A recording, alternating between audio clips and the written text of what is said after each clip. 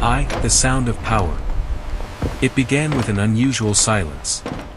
In the mid-1970s, when the Lockheed S-3 Viking first rolled onto the carrier deck, sailors expected the thunder of afterburners. The deep roar that made steel tremble. Instead, a strange, high-pitched whine filled the air, soft, constant, like a vacuum cleaner on a calm afternoon. Pilots laughed at first, calling it the Hoover. But behind the nickname was something far more profound, a new sound for a new age of war. Where older jets screamed defiance, the Viking whispered precision. This was the birth of a different kind of power, subtle, calculated, quiet. The S-3's engines, the TF-34 turbofans, were the same that powered the A-10 Thunderbolt, yet here they played a different song.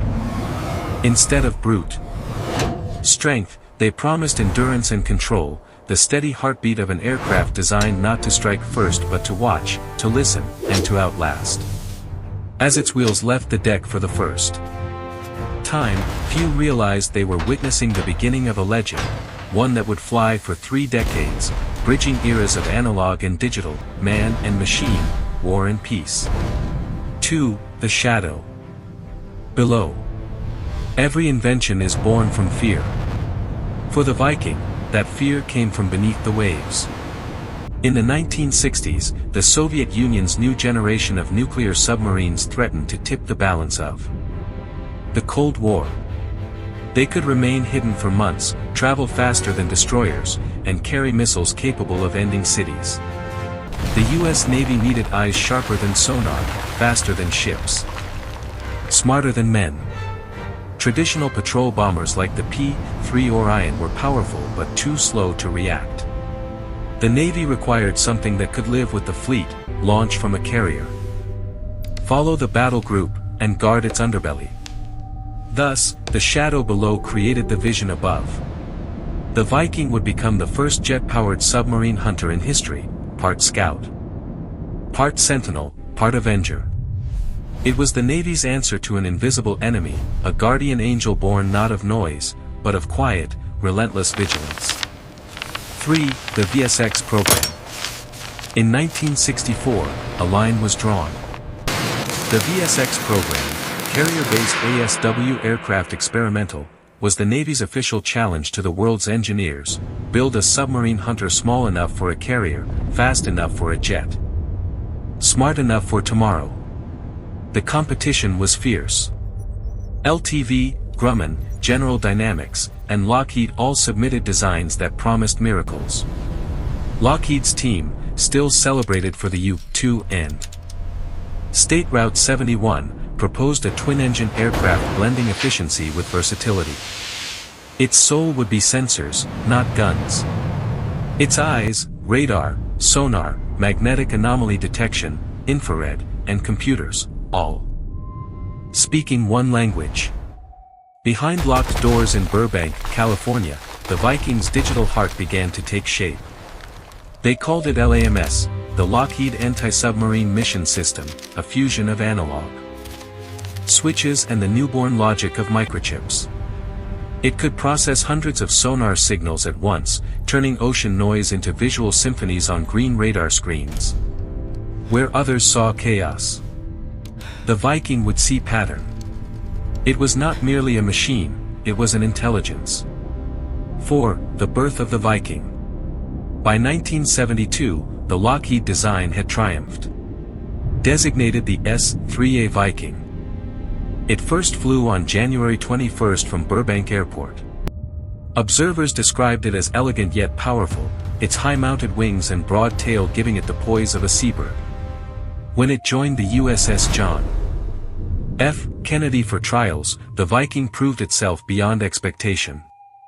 It could launch from a short carrier deck, descend low over the sea, and sustain hours of flight with unmatched stability.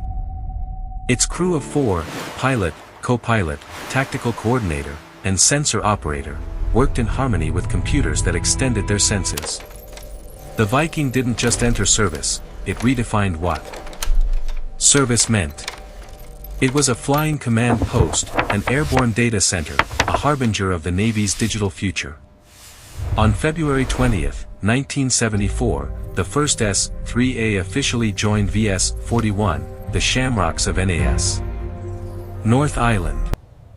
From that moment, the Cold War had a new sound, a soft hum echoing across the Pacific, marking the presence of an invisible protector. The Hoover takes the deck. Life aboard A carrier was chaos made routine.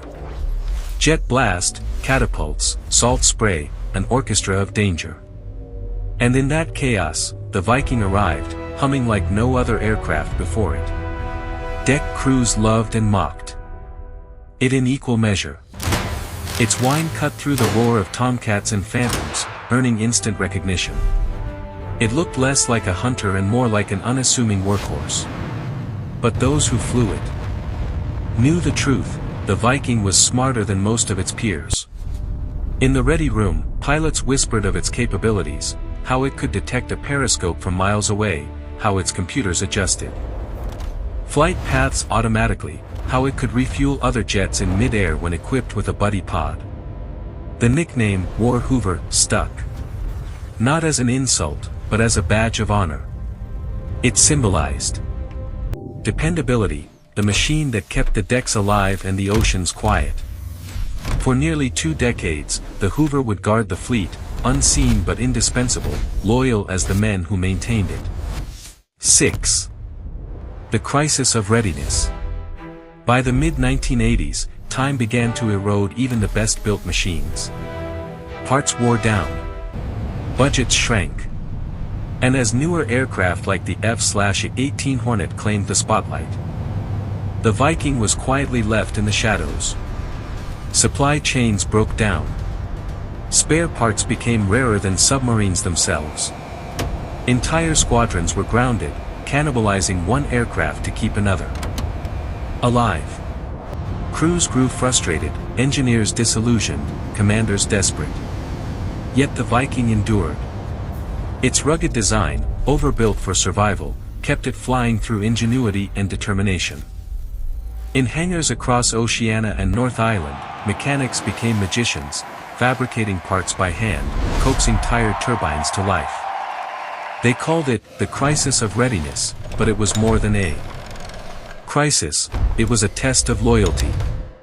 And the Viking community passed. Because to them, these aircraft were not machines, they were comrades, aging warriors refusing to be forgotten. 7. The rise of the S-3B. Out of desperation came rebirth. In 1987, Lockheed and the Navy unveiled the S-3B variant, a full modernization for the digital battlefield. The new Viking featured an ESAR radar capable of imaging ships through storm and fog, advanced ELINT systems for electronic surveillance, and compatibility with the AGM-84 Harpoon missile. No longer confined to submarine hunting, the S-3 now hunted across all domains: surface ships, electronic threats, even airborne refueling duties. Its software-driven architecture foreshadowed the AI-integrated aircraft of the future. Pilots who had once learned to trust dials and gauges now conversed with computer voices and algorithmic guidance. It was the Viking's second youth, a renaissance of steel and silicon. For a brief, brilliant moment, the S-3B was everything the Navy needed it to be, a multi-role guardian in a changing world. 8. The Cold War's end and new wars. When the Berlin Wall fell in 1989, the world exhaled. The enemy the Viking was born to fight, Soviet submarines, vanished beneath diplomacy. But the Hoover was not ready for retirement. In 1991, as the Gulf War ignited, the Viking proved its adaptability once again.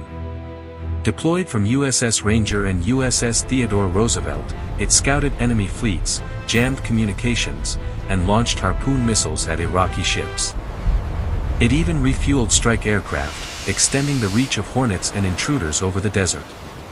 In the new era of precision warfare, the S-3 transitioned from hunter to enabler. It watched, guided, and sustained, the quiet partner in every victory.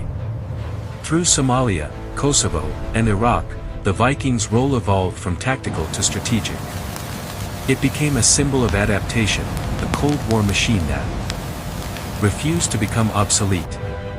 9. The final years. By the early 2000s, the Navy was changing again. Unmanned aircraft and satellite surveillance had taken center stage. The Viking, though still reliable, was a relic of an era that valued craftsmanship over code. Gradually, squadrons stood down. One by one, the Hoovers were retired, their final missions flown with ceremonial precision. Yet some found new life. NASA adopted several S-3Vs for aeronautical research, their versatile frames perfect for high-altitude experiments and sensor tests. Others became test beds for unmanned control systems and maritime surveillance.